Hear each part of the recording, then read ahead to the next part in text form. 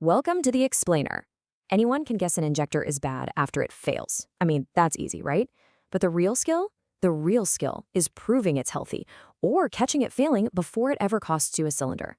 Today, we're diving into exactly how to do that on the C75 without tearing the engine apart. So here's the core question. How do you prove an injector is healthy before it fails, completely non-invasively? We're taking a look at two highly precise verification tests that separate the average parts changers from the true top-tier technicians. It's all about catching a developing fault before it becomes a massive headache or an unplanned shutdown. All right, let's take a quick look at our roadmap. We're going to cover proving fuel system health, the valve closing time, the pressure decay test, how to diagnose system faults, and finally, the real secret, trending data over time.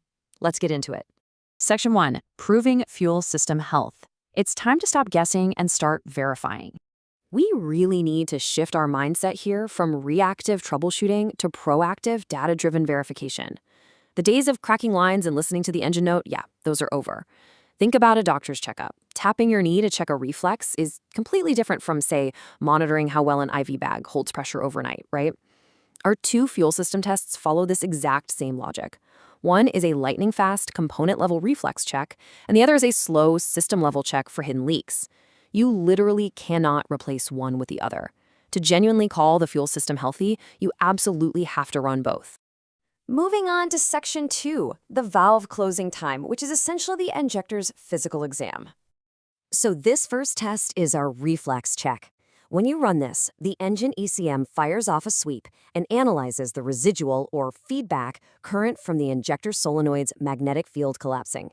This is absolutely not just a basic pass or fail. It gives us a highly detailed, actual electrical signature of the valve physically moving inside the injector. The big takeaway here is that a perfectly healthy injector solenoid is going to close with a consistent, totally predictable electrical signature every single time. It's an internal vital sign. By looking at the exact time it takes for the valve to move from the upper seat down to the lower seat, we're simultaneously testing the health of the electrical coil and the mechanical wear of the internal springs and plates. It's killing two birds with one stone. Now, if there are irregularities in that signature, specifically how long the valve hangs out in the upper seat, that points directly to internal wear or electrical degradation way before you ever notice a drop in performance. As those internal parts start to wear out, the valve spends less time in the upper seat and snaps back to the lower seat way sooner.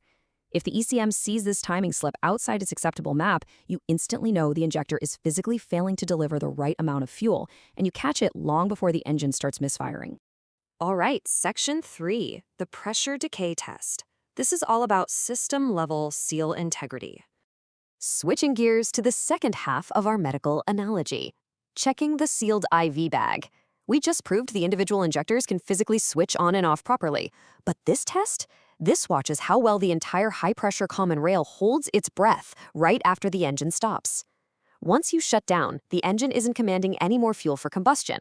At that exact moment, a healthy rail should hold its pressure for a very specific, repeatable amount of time, only dropping as fuel naturally bleeds off through intended design pathways.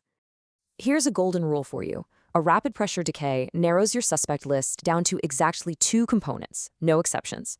If that pressure drops like a rock after shutdown, fuel is escaping somewhere it absolutely shouldn't be. It is either bleeding out through a leaking injector nozzle straight into a cylinder, or it's bleeding backward through a faulty check valve in the high-pressure fuel pump. That's it. That is your entire diagnostic universe right there. Do not waste time widening your search beyond those two without doing more isolation testing. Section 4, diagnosing system faults. Let's put all this together.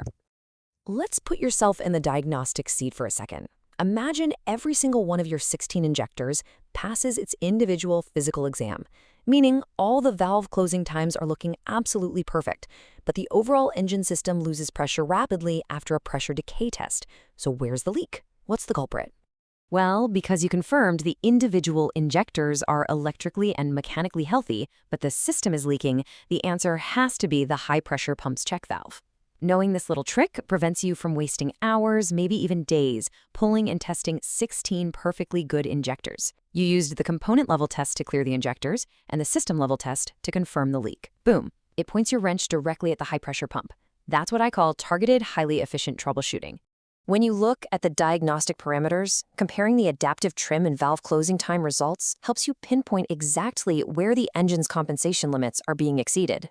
See, the ECM is actually pretty smart. It's designed to mask slight wear by bumping up the fuel injection duration to keep everything running smoothly. But if an injector drops into the not responding category or throws an erratic code, it means the physical wear has totally exceeded the ECM's ability to artificially compensate. And finally, Section 5, trending data over time. Honestly, this is the real secret sauce. Look, passing a test today is great, but predicting a failure tomorrow is where the real value is.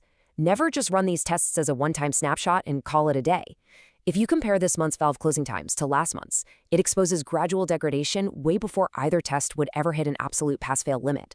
Like if cylinder 5's closing time is getting incrementally shorter every 100 hours, that injector is actively dying. It might pass today, sure, but you already know for a fact it's going to fail next quarter. So to wrap this explainer up, I want you to ask yourself a question. Are you just sitting around waiting for the system to fail? Or are you actually trending this data to catch the problem while the engine is still running beautifully? Taking the time to run the valve closing time sweep and the pressure decay test, and then meticulously tracking those numbers, is exactly how you guarantee reliability on the C175. It's how you prove the system is healthy before it ever costs you a cylinder. Thanks for hanging out, and I'll catch you on the next one.